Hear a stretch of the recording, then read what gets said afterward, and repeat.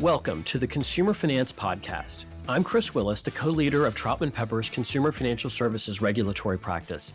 And I'm glad you've joined us because we're going to be talking today about garnishments in the wake of a CFPB consent order that came out about a year and a half ago. But before we jump into that topic, let me remind you to visit and subscribe to our blogs, TroutmanPepperFinancialServices.com and ConsumerFinancialServicesLawMonitor.com.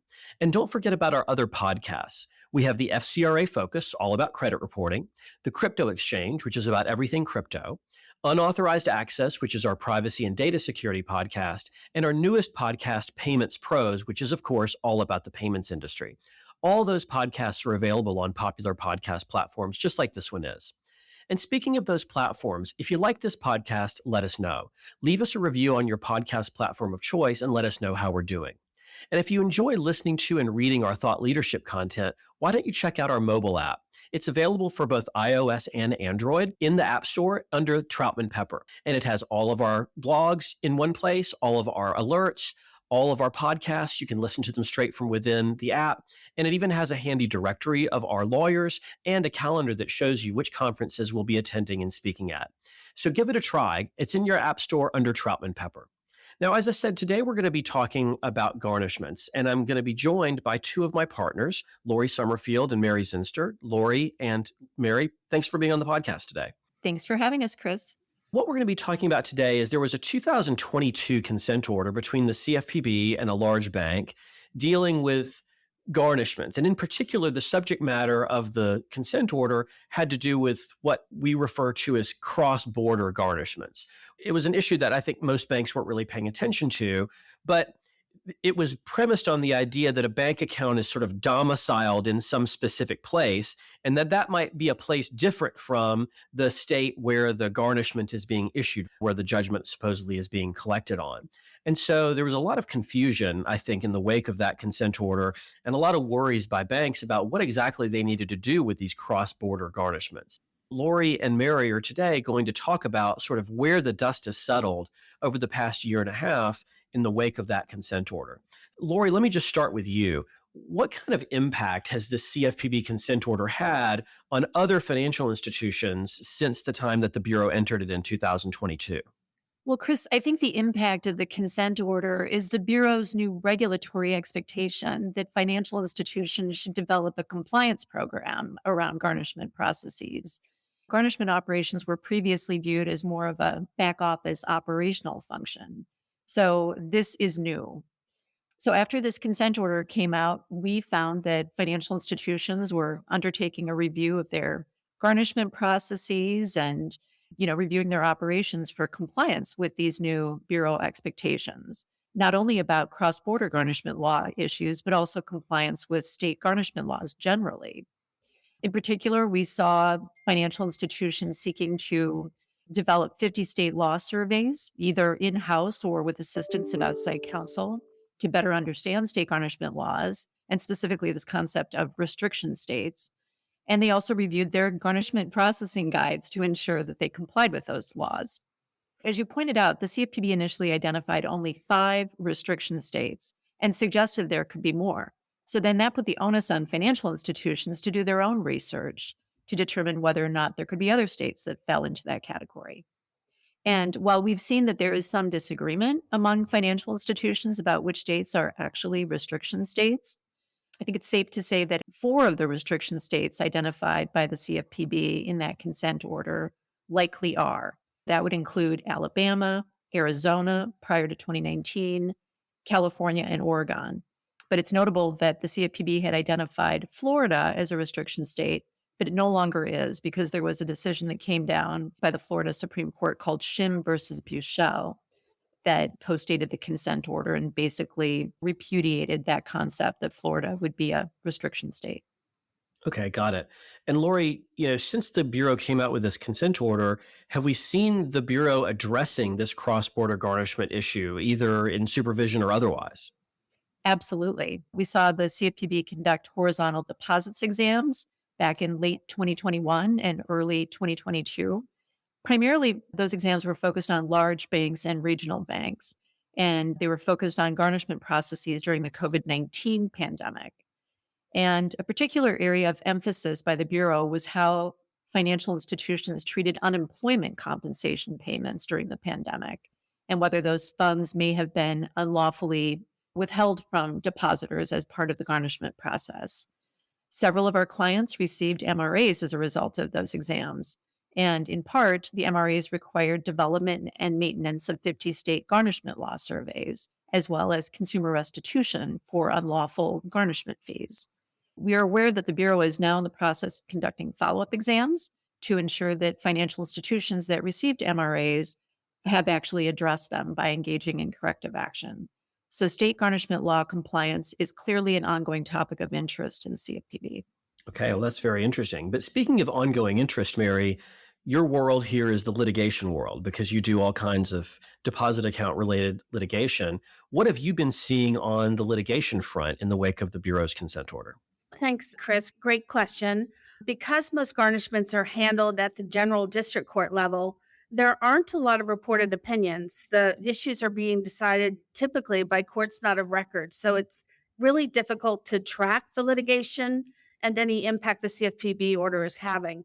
Savvy lawyers for judgment creditors and judgment debtors are definitely aware of the order, but how much it's being used as a sword or a shield is hard to gauge. And also, you need to keep in mind that a CFPB consent order is not controlling precedent on a court.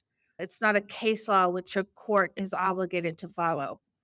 I think what's telling from the CFPB order is one of the important provisions is the language at page 8, which says to garnish a bank account lawfully, a state court must have jurisdiction over the garnishee, the bank that holds the deposit account, and the property to be garnished, the deposit account. This language invokes principles of personal jurisdiction and in rem jurisdiction, issues which are sometimes not easy and courts really have to grapple with them. It's also important to understand that when a bank is served with a garnishment summons as a garnishee, it's a disinterested stakeholder. So while the CFPB provides banks guidance on what to do with garnishments in cross-border situations, it's not the role of the bank to fight the garnishment or take a side and articulate in advance lack of personal jurisdiction or lack of in rem jurisdiction arguments. As a consequence, you're not really seeing many banks or garnishees getting into the fray.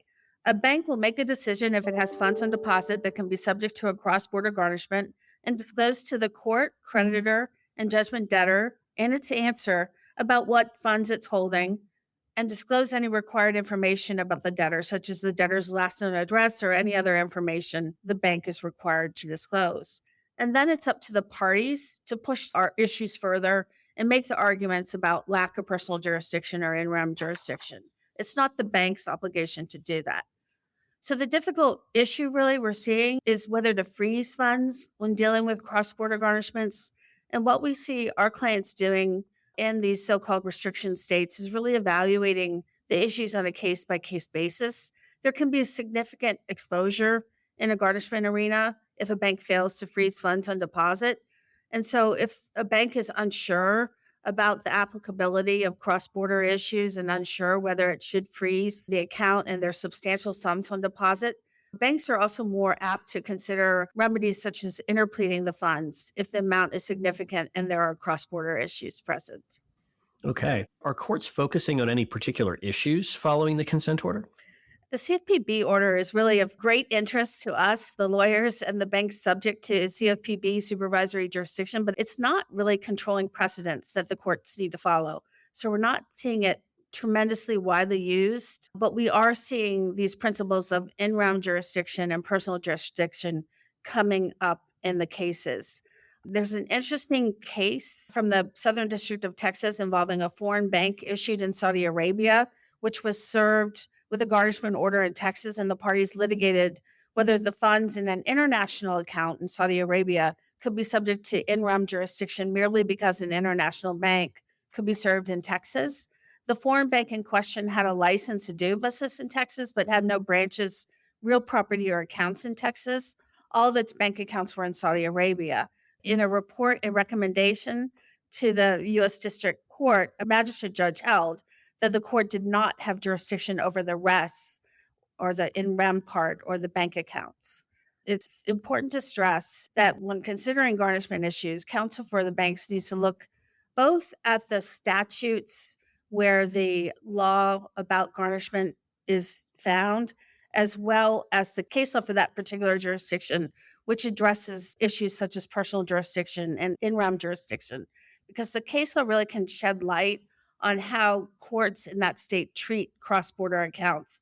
It's not enough to say we've looked at the statute and there's no territorial restriction in a particular state. You also need to look at the case law of the forum state. Okay, that makes sense. Let's get kind of down to the bottom line, and I'd love to hear from both of you on this. What should our financial institution clients be doing to comply with the Bureau's regulatory expectations with regard to processing garnishment orders that they receive on a going forward basis? Well, Chris, I'll go first. And I think importantly, financial institutions should treat the garnishment operations area as part of their compliance management system and implement appropriate controls to ensure that state garnishment laws are followed in order to mitigate risk. And that pertains both to garnishment laws generally as well as cross border situations. Also, financial institutions should make sure that they're staying abreast of any changes in state garnishment laws. They are constantly changing. They often change at the end of the year in anticipation of being implemented at the beginning of a calendar year. So it's really important to follow any changes there that may occur legislatively. And finally, as I mentioned earlier, it's a good idea to review your garnishment processes to make sure that you develop 50 state legal surveys to understand restriction states and state garnishment laws generally, as well as review your garnishment processing guides to make sure that they comply with state garnishment laws, which periodically change. Mary, do you have additional ideas? Yeah, thanks, Lori. I'll add that clients should stay apprised of case law by setting up a case tracker that notifies you when garnishment decisions involving in rem or personal jurisdiction are issued. And similarly, if you have a 50 state survey, keep it up to date. The law is not static, it's fluid. There's always new cases, new legislative changes. So make sure that any legislative changes in the garnishment statutes are tracked. Okay, well, that has been some really very good practical advice about an issue that I know is of great interest to our bank clients and the banking community as a whole. So, Lori and Mary, I want to thank you for being on the podcast today. And of course, look forward to having you back again when other developments happen with respect to these issues. And of course, thank you to our audience for tuning in today. Don't forget to visit and subscribe to our blogs, troutmanpepperfinancialservices.com and consumerfinancialserviceslawmonitor.com. And while you're at it, why don't you visit us over at troutman.com and add yourself to our Consumer Financial Services email list. That way you'll get copies of the alerts that we send out and the invitations that we send out to our industry-only webinars. And again, if you like our thought leadership content, try out our mobile app. You can find it under Troutman Pepper in either the iOS or Android app stores. And of course, stay tuned for a great new episode of this podcast every Thursday afternoon. Thank you all for listening. Copyright Troutman Pepper Hamilton Sanders, LLP. These recorded materials are designed for educational purposes only. This podcast is not legal advice and does not create an attorney-client relationship. The views and opinions expressed in this podcast are solely those of the individual participants. Troutman Pepper does not make any representations or warranties, express or implied, regarding the contents of this podcast. Information on previous case results does not guarantee a similar future result. Users of this podcast may save and use the podcast only for personal or other non-commercial educational purposes. No other use, including, without limitation, reproduction, retransmission, or editing of this podcast may be made without the prior written permission of Troutman Pepper. If you have any questions, please contact us at troutman.com.